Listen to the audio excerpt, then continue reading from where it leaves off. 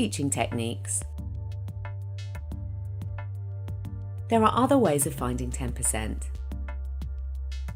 For example, if I want 10% of 60, I can either do 60 divided by 10, which equals 6, or I can remember that by dividing by 10, we move the decimal point one place to the left.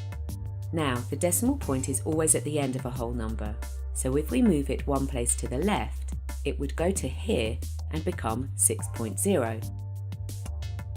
If we use a harder number to show this example, like 746, that's quite a hard one to divide by 10. So, instead, we think to ourselves, well, the decimal point is here. I need to move it one place to the left because we're dividing by 10. So that goes to here. So it's 74.6. The same goes with finding 1%. 1% can either be found by dividing by 100 or by remembering the rule for dividing by 100 is the decimal point moves 2 places to the left. So if we have the number 75 and we want 1% of that, the decimal point's here, so we need to move it 2 to the left. 1, 2. So it is 0.75 because we put a 0 at the front. If we have 499 and we want 1% of that, the decimal point is here at the end.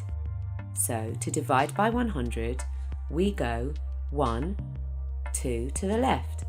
So it becomes 4.99, which is 1%. Deep thinking. Kim and Joe each take out a loan. Kim borrows £4,500 but has to pay 3% back in interest. Joe borrows £3,000 and has to pay 4% back in interest. Kim says she has to pay less back than Joe. Is Kim correct? Explain your answer. Quite a common misconception here would be that because 3% is a smaller percentage than 4%, that means she has to pay less back.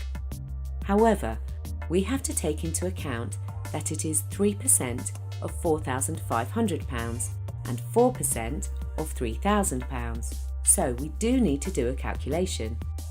Now, to find 3%, a lot of students think that because 1% is divided by 100, 3% must be divided by 300. This is a common misconception. What we need to do is break this down. We need to find 1% first. For 1% of 4,500, you need to divide by 100. You can either cross off the 2 zeros because we're dividing by 100 and has 2 zeros, giving us 45, or we can remember that for 4,500 divided by 100, you move the decimal point 2 to the left, so 1, 2. So it becomes 45.00, which is the same as 45. Now that's 1%. So if we need 3%, we need 3 lots of that answer. Lots of means multiply, so that's 45 times 3. Or we could do 1% plus 1% plus 1% to give us our 3%, which is 45 plus 45 plus 45. Both of these calculations are the same, 45 times 3 and 45 plus 45 plus 45. Both give us an overall answer of 135. So 3% of £4,500 is £135. Now we need to work out 4% of £3,000.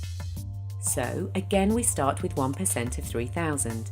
So 3,000 divided by 100. Then we can either cross off the 2 zeros, giving us 30, or we can move the decimal point 1, 2 places to the left, again giving us 30.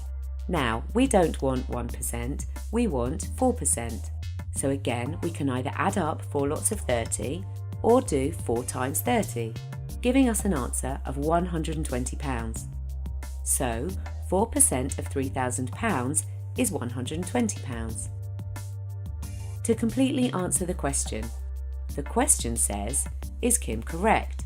We could write, no, Kim is not correct because Joe only paid back £120, whereas Kim paid back £135, giving a clear answer to the overall question as well as showing how we worked out the answer.